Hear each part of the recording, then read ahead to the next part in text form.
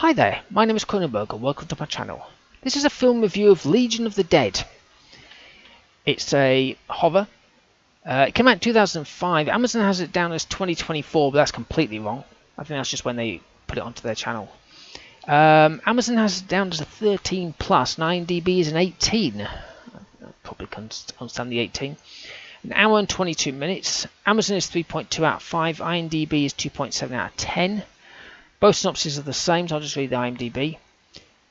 The ancient Egyptian high priestess Anatet awakens from a 4,000-year sleep to rule the world. So the director is Paul Bales, who hasn't directed anything else. Producers, well, there's 5 of them, so here's the main 3. David Michael Latt, who produced The Twisters. David Riwami, R-I-M-A-W-I, who did Hillside Cannibals. And Sherry Strain, who produced Master Gardener. Music was by Mel Lewis, who did The Da Vinci Treasure. The cast, well, we have Courtney Clonch, C-L-O-N-C-H, who was Molly, who was in Passions, the series. Emily Caliguri, C-A-L-I-G-R-U-I-R-I, who was Kevin, don't get me started, who was in a short called Charlie. Rhett Giles, who was Dr. Ari Ben David, who was in the series 12 Monkeys. Chad Michael Collins, who was Carter, who was in Sniper Rogue Mission. And Claudia Lynx, who was Anatet, who was in Lady Magdalene's.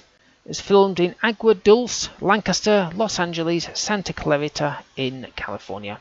And the working title was Unraveled. So it's an asylum film. I'm reviewing quite a few of these lately, so get used to a few of them coming out.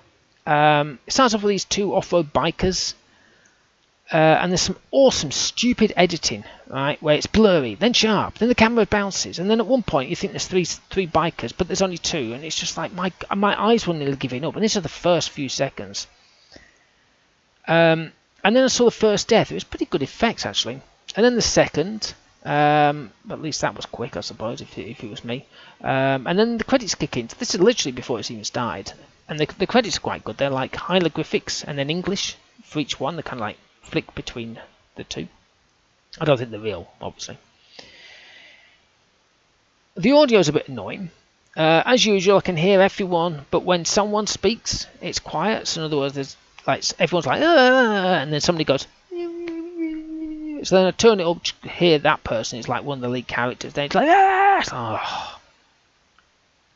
And then whilst they're in this crypt thing, there's this weird hum like in the background, but only down there. When they go upstairs, there isn't any. And this is before they've even found out there's something down there. So even though 2 people died the day before, all the blood seems to have just been cleaned away. The coppers have been outside, so there's literally no blood. Even though they're saying, you do know people died here yesterday. It's like, where? I would never guess. Considering how they died, I'm surprised there isn't anything more than blood.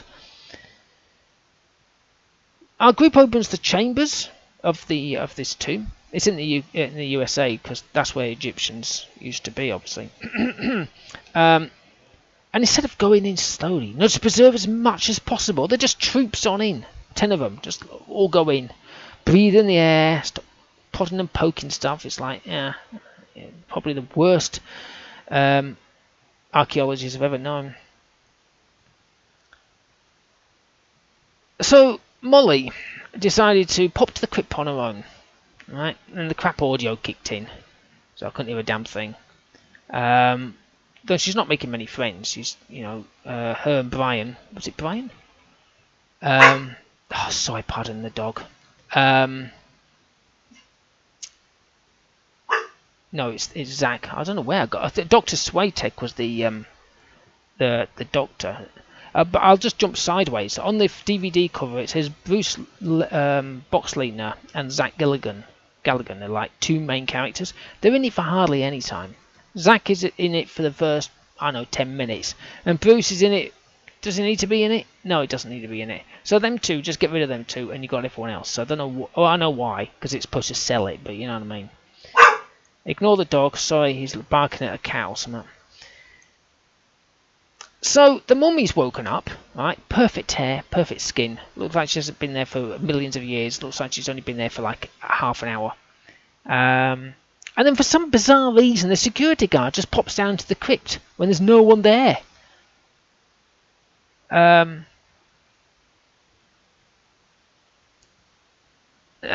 So bizarre. Anyway, I saw someone else die. I was kind of confused how, because I didn't know. I could see the person dying, and I was like, wait, how's this happening? Because it just didn't seem to make. It was just like, what am I looking at? You know, when you're looking at somebody dying, and you're like, what is it? What am I look? What am I? Is the head? Is the body? Is the leg? What? It was one of those things. Oh, and for the mummy to awaken, the sky has lightning bolts, but then no one outside the crypt notices this thing. This.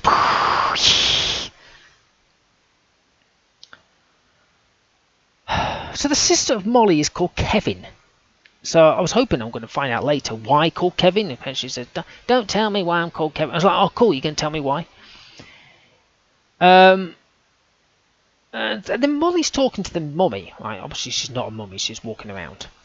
And she's trying to figure out the language. So she tries French, Spanish, German, all that kind of stuff, trying to get her. Eventually she speaks, I'm guessing, Old Egyptian. Not English, not normal Egyptian like now, but like the old style Egyptian. Then the mummy replies in the same response. And then Molly says, that's impossible. She's speaking a language that's been dead for 3,000 years.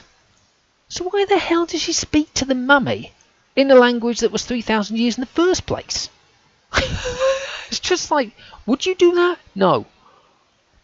And why would she think she's Egyptian when they're in America? So it happened again, this dark sky and lightning, except outside it's broad daylight and Molly and Kevin are outside talking. So, it's like, if you're going to do this lightning thing, make sure it's maybe at night time. Don't do it during the daytime. So Kevin's woken up, looking okay, as in just like the previous day, right? And she said to Molly, "Oh, the immortal words, I'll never drink again." Well, I must admit, for all the times that I've woke up so hungover, I've been praying to the porcelain god, crawling around on the floor, ready to just give up life. That's pretty good. I wish I was like that. Not bouncing around like I won £5,000 or something.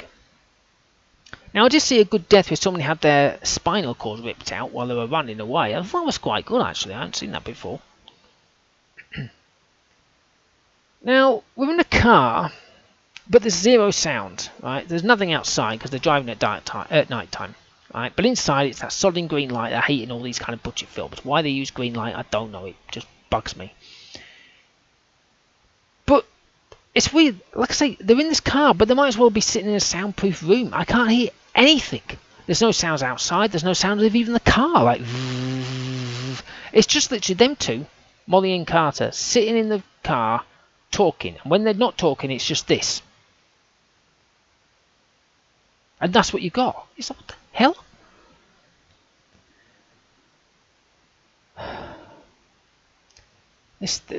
You know when you see some bits, you're like, okay, yeah, whatever. And then you see something towards the end, you think, what the hell?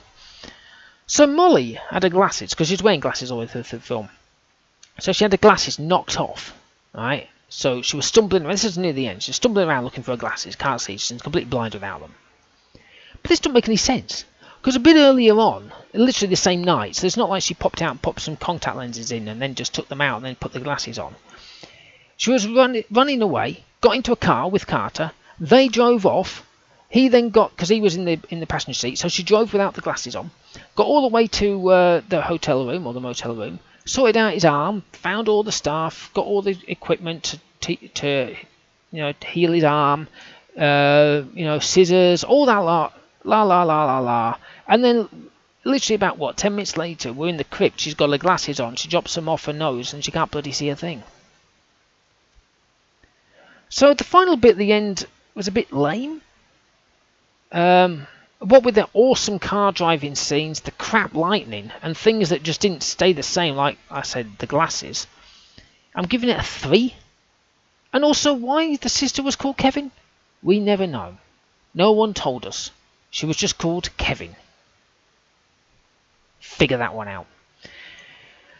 Anyway, hopefully you've enjoyed watching this film review of Legion of the Dead. Please subscribe to my channel. I've got plenty of other film reviews. I have done quite a few Asylum films, so I'm pretty sure you can find them. I am going through them in order in a way, but there might be some out of sync. In fact, I've got some more set up ready to sort of watch if I don't lose my sanity. They are what they think they are, but they're good, you know, I suppose. There's one that I didn't even know wasn't a silent film. I thought it was awesome. Aquarium of the Dead. That's a brilliant film about fish and stuff. I loved that film, and then looked and I thought, oh, it's an silent film. Huh. It's actually quite good. I reviewed that as well. Anyway, like I say, give me a thumbs up if you like this video. Leave a comment below.